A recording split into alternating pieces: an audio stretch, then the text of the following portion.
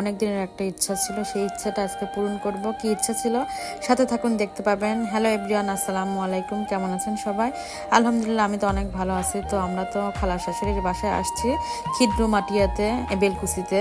এটা তো সেটা তো শেয়ার করছি। আর কি ইচ্ছা সেটা বলতেছি।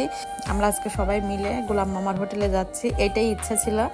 তো বেলকুচি থেকে নাইটপুর কাছাকাছি। আমরা কে কে যাচ্ছি সেটা বলতেছি। আমি যাচ্ছি, আমার 2 মেয়ে যাচ্ছে, নওশিনের আব্বু যাচ্ছে, আর নওশিনের আব্বুর খালাতো ভাই বোন, ওর সাথে হচ্ছে খালাতো বোনের 2 মেয়ে যাচ্ছে। তো সবাই মিলে বেরিয়ে পড়লাম। অনেক ভালো লাগতেছে সবার সঙ্গে হচ্ছে ঘুরতে যেতে। তো অনেক জায়গায় কিন্তু ঘুরবো আমরা। দুপুরে খাওয়া দাওয়া করবো, একদম দুপুর টাইমে বেরোইছি গোলাম মামার হোটেলে খাওয়া দাওয়া করবো। তো এইখানে দেখেন, এটা হচ্ছে হাসপাতাল, এটা হচ্ছে খাজা ইউনুস আলী হাসপাতাল। আমি আসলে কোনো সময় যাই না, এই প্রথম যাচ্ছে। আমার খুব ইচ্ছা ছিল। এই যে কথা বলতে বলতে কিন্তু গোলাম মামার হোটেলে চলে আসলাম। এই যে নেমে পড়লাম, হাসপাতাল দেখলাম, তারপরে মসজিদও দেখছি, বাহেলা মসজিদ, তার পাশ দিয়ে গেছি। বেলকুচিতে কিন্তু অনেক সুন্দর সুন্দর জায়গা আছে দেখার।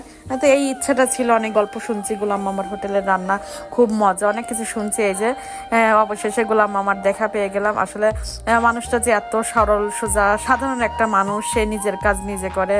হোটেলের মালিক হয়ে সে কিন্তু সব কিছু কাজ করতেছে। একটু ব্যস্ত, যেহেতু আমরা দুপুর সময় গেছিলাম, একদম হচ্ছে খাওয়ার সময় অনেক ভিড়।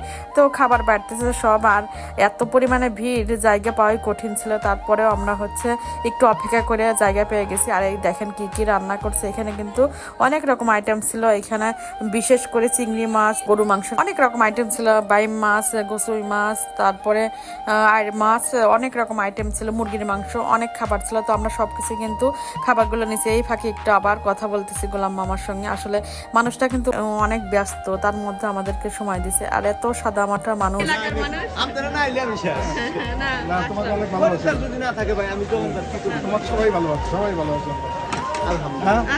তার কথা তো শুনলেন, সে কিন্তু আসলে অনেক সাদামাটা একটা মানুষ। তো কথা বলতে বলতে আমাদের খাবারগুলো যে অর্ডার দিয়েছিলাম সেগুলো সব চলে আসলো।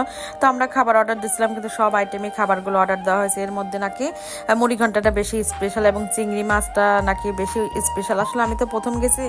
তো আমার হচ্ছে যে খালা শাশুড়ির ছেলে, ও বলতেছে যে ভাবি এখানকার যে খাবারগুলো স্পেশাল, সব খাবারই কিন্তু খেতে হবে, সব কিছু কিন্তু অর্ডার দিয়েছে। তো আমরা খাওয়া দাওয়া শেষ করছি। আর এই জায়গাটা আমার কিন্তু খুবই ভালো লাগছে, কারণ হচ্ছে লোকেশনটা এত সুন্দর। হোটেল থেকে একদম হচ্ছে বেড়িবাঁধ দেখা যায়। এই জিনিসটা আমার খুবই ভালো লাগছে। এই ফাঁকে কিন্তু আবার নওশিনের আব্বা একটু কথা বলতেছে যে সে কি পরিমাণে লজ্জা পাচ্ছে কথা বলতে। তারপরেও অনেক ভালো একটা মানুষ। তো আমরা খাওয়া দাওয়া শেষ করে এখন বেরিয়ে পড়তেছি, কারণ অনেক ভিড়।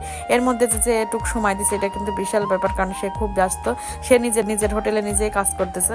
তো দেখেন একের পর এক রান্না হচ্ছে, সাথে লোকজন খাওয়া দাওয়া করতেছে। এইভাবে নাকি 5টা পর্যন্ত রান্না হয়। তো অনেক ভালো লাগলো। আসলে প্রথম গেছিল, এরপরে ইনশাল্লাহ আবার যাব। তো এটা অনেক দিনের ইচ্ছা ছিল, সেই ইচ্ছাটা পূরণ করতে পেরে অনেক ভালো লাগলো। তো দেখেন এক সাইড দিয়ে কাটাকুটা করতেছে, আবার এক সাইডে রান্না হচ্ছে, ওই পাশেও রান্না হচ্ছে। তো নওশিনের আব্বু আমাকে জিজ্ঞাসা করতেছে, তুমি যে খাবারগুলো খেলে কেমন লাগলো? কারণ হোটেলের মধ্যে কিন্তু খাওয়ার সময় ওইভাবে বলতে পারি না এই যে কেমন হয়েছে, যেহেতু অনেক ভিড় ছিল। তো আমি বললাম যে খাবারগুলো আসলে অনেক মজা। তো খাওয়া দাওয়া শেষ করে আমরা বেরিয়ে পড়লাম, চলে যাচ্ছি এনায়েতপুর বেড়িবাঁধ। তো এখান থেকে ঘুরে তারপর বাসায় চলে যাব। তো আজকে এই পর্যন্তই শেয়ার করলাম, কালকে বেড়িবাঁধে যাওয়ার ভিডিওটা শেয়ার করব। সবাই ভালো থাকবেন, আল্লাহ হাফেজ, আসসালামু আলাইকুম।